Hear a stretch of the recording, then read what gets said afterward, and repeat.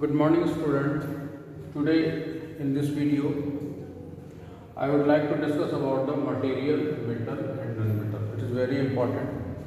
If you study here seriously in this chapter, it will help you in class 10th also, right?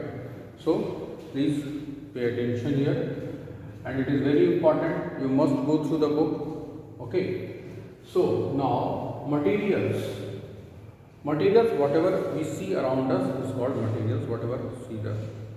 And they have different properties. According to that, we categorize them as a metals and non-metals.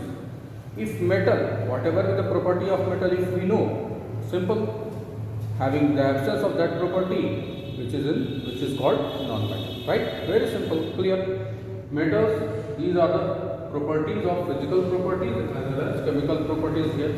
So whatever is the properties of any substances, if they are, these properties are having, then they are metal, and in the absence of these properties they are non-metal. Very simple. Okay. So at first I would like to discuss on the physical property. Physical means what? Physical means it is just a outer look, right? It is outer look, what it appears first, shape, size, look, whatever. One more thing you know very well, physical change is temporary change, no new substance is formed, while chemical reaction is permanent change and new substance are formed. Clear? You have already studied in class 7. So physical property, the first thing is that what we look to anything, what it look. Lusture means shining. Okay. The glowing nature or the dull nature comes to the lusture. You have seen, you can see that gold, you can see the silver, and you can also see wood.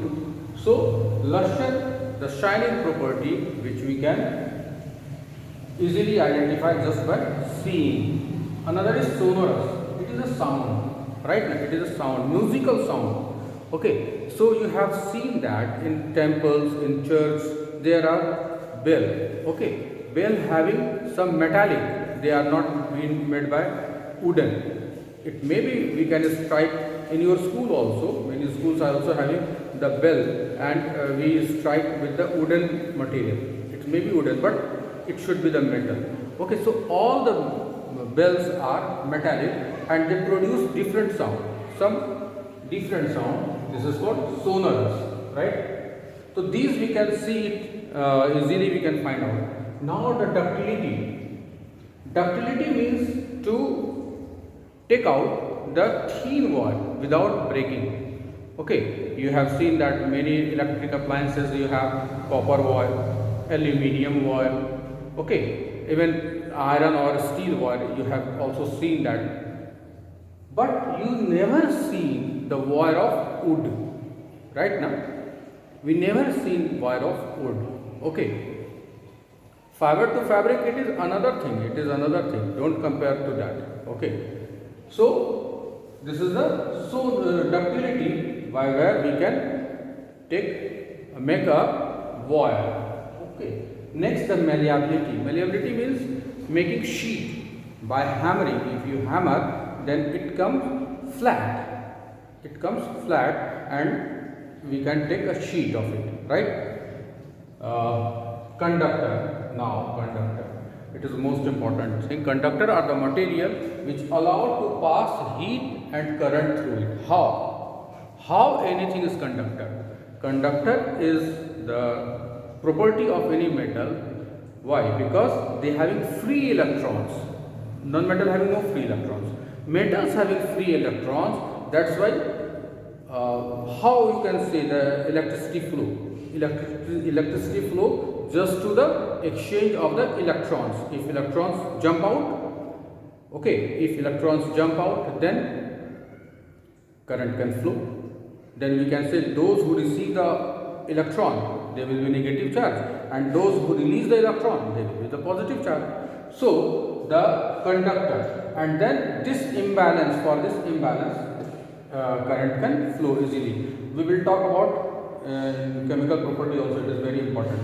So conductor is to release the free electrons. Okay, elasticity, it is a property, elasticity, that to stretch and regain its shape when we apply force to anything and it regain that their original shape is called elasticity, right? You can compare with your rubber.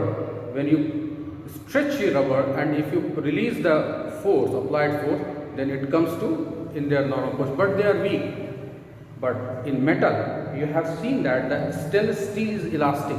That's why it is in your railway track. You have seen that there is a gap between the track. How? Elastic property. By the elastic property, when, as you know, metals are conductor, so it receives heat also. So then it expand, and that's why it is a space. In this space, in the hot summer, it fit, right? And in the winter, when the temperature is low, then it shrinks. That's why it is a gap. And this is property, elastic property, and it cannot, it regain their own shape, right? And now high density. Density means what? As you know, solid, liquid and gas is defined as due to their intermolecular space. Density means number of molecules present in particular area, definite area, right? So this is one more thing you have learned in class 6, that the cart of wheel, okay, cart of wheel is covered by the iron rim. Wooden wheel covered by iron rim. Why? Because if you made the iron wheel, it will be very heavy, right? That's why it is made by wood. Now rim should be iron because they are strong, right now, in compared to wood. That's why it is made by iron rim for protect the wooden wheel, right? So this is all about the physical property. Here is no change, no new substances formed. That's why it is physical change, right? Now discuss about the chemical properties. As you know, chemical properties means new substances formed. As earlier we were talking about the conductor. The property of matter regarding conductor is to metal to release the free electrons, right? Release the free electron. The first most important reaction is oxygen. What oxygen? The valency of oxygen is 8, right? The valency of oxygen is 8, and if you study in class 9 or 10, there is 2 cell is there, 2 and 6 electrons are there. So they want to get stability. So they are ready to receive the electrons to get the octet, to find out the stability. So oxygen, when oxygen metal reacts with oxygen, it performs the oxide. Like you have also studied in class 7, ferrous oxide, which is called rusting, which is chemical change.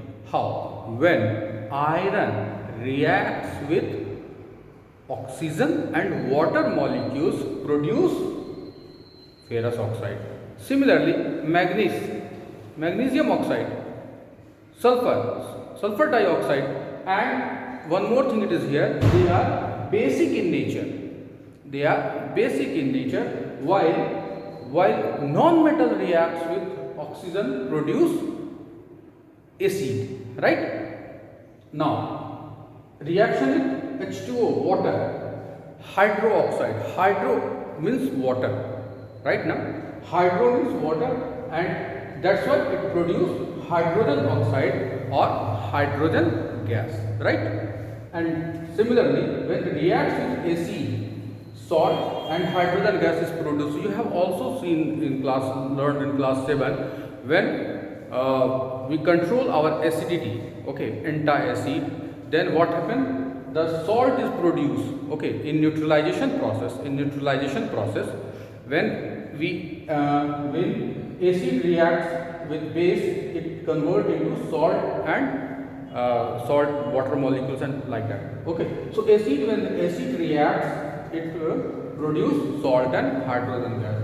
Similarly, when metal reacts with bases, okay, it produces hydrogen gas. So this is all about the physical and chemical properties of metal and non-metal. Whatever be the properties in matter, and these property will not present in any substance called non-metal. Hope you understand. For detail, you go through the book, and if you have any question, please send me in my comment box and ask me question. I will reply you. Thank you.